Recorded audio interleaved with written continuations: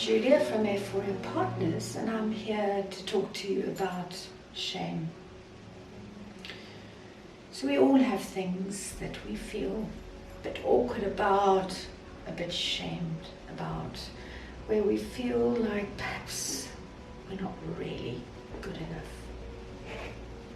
Funnily enough, in my 30 years of working with humans, I haven't come across anyone that feels totally good enough.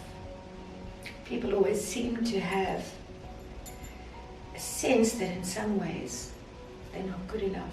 And this is true for me too. I too have areas where I don't feel I'm good enough and that I'm ashamed of. These things, they cause us pain, and so we seek to avoid them, or we seek to ignore them in public, think we can hide them from other people. And there's some beautiful work done by a guy named Paulson on how we respond to shame. And he talks about 4 responses to shame. They are either to withdraw from the conversation. So if the conversation causes us a bit of shame, or causes us discomfort, or sense that we're not good enough, possibly even race-related shame, we might withdraw from the conversations, pull out, and we shut up. That's one way of dealing with shame. Another way of dealing with shame is to deny that shame even exists. We might say, I might be whatever, but I'm not ashamed of it. I'm proud of myself in all forms. And that would be lovely if it was true. But for many people, it's not true. There are things that they're ashamed about in terms of themselves. So the second approach is to deny that I have any shame about that. The third approach is to attack other people.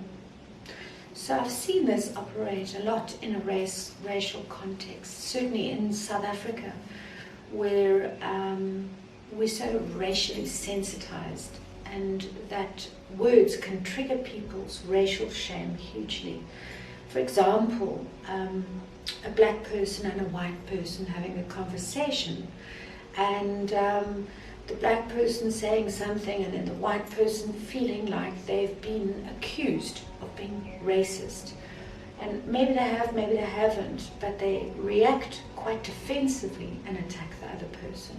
So that's an example of where shame creates attacking of others. The last way we deal with shame is to attack ourselves.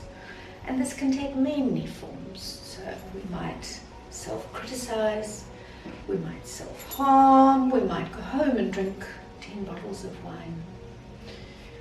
But the idea here is that we punish ourselves for the thing that we did wrong.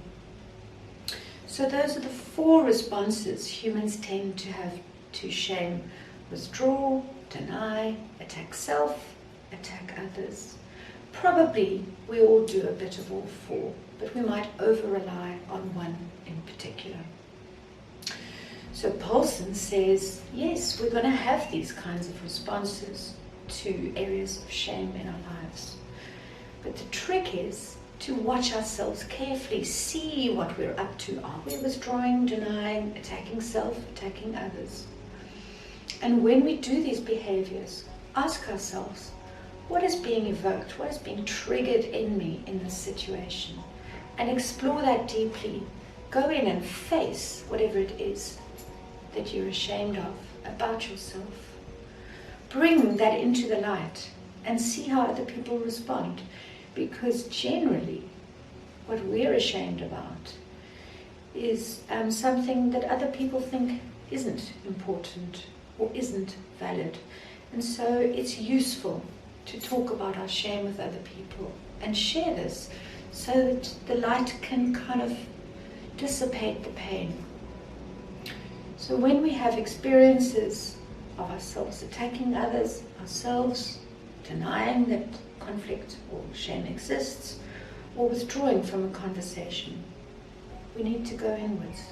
We need to look deeply and find out what it is in us that has been triggered And then when we find a thing, we know how to work with ourselves and where our development lies.